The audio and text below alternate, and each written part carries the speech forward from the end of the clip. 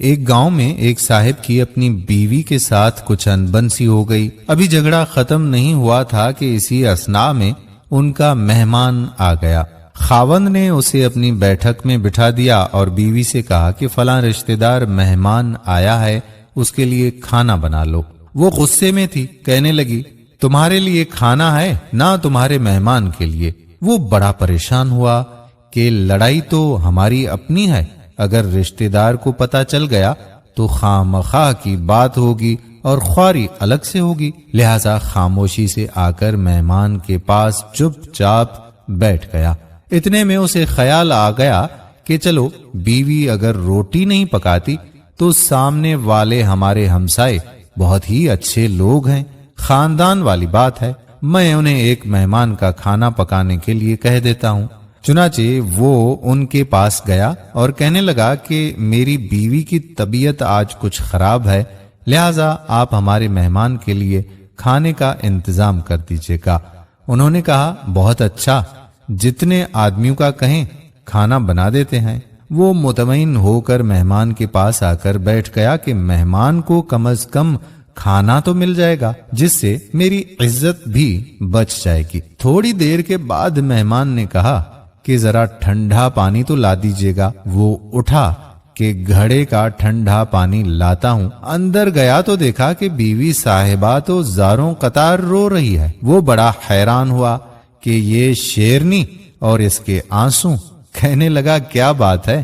اس نے پہلے سے بھی زیادہ رونا شروع کر دیا، کہنے لگی بس مجھے معاف کر دیں۔ وہ بھی سمجھ گیا کہ کوئی وجہ ضرور بنی ہے۔ اس کے خاوند نے کہا کہ بتاؤ تو صحیح، آخر تمہارے رونے کی وجہ کیا ہے؟ تم ایسے کیوں رو رہی ہو؟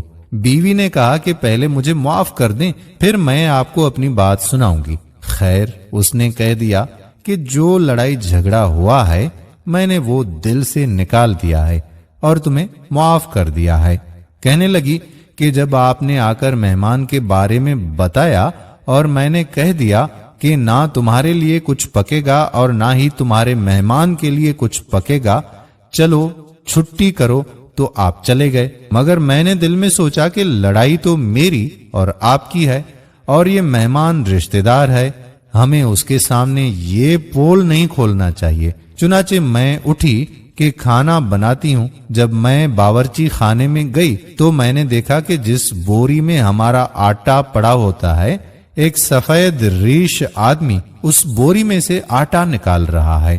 میں یہ منظر دیکھ کر سہم سی گئی۔ وہ مجھے کہنے لگا کہ اے خاتون، پریشان نہ ہو، یہ تمہارے مہمان کا حصہ تھا جو تمہارے آٹے میں شامل تھا۔ اب چونکہ یہ ہمسائے کے گھر میں پکنا ہے، اسی لیے وہی آٹا لینے کے لیے میں یہاں آیا ہوں۔ دوستو، اس واقعے سے ثابت ہوتا ہے کہ مہمان بعد میں آتا ہے، جبکہ اللہ تعالیٰ اس کا رزق پہلے بھیج دیتا ہے۔ یہ واقعہ کتاب خطبات فقیر سے ماخوذ کیا گیا۔ اللہ تعالیٰ ہمیں صراط مستقیم پر چلنے کی توفیق عطا فرمائے۔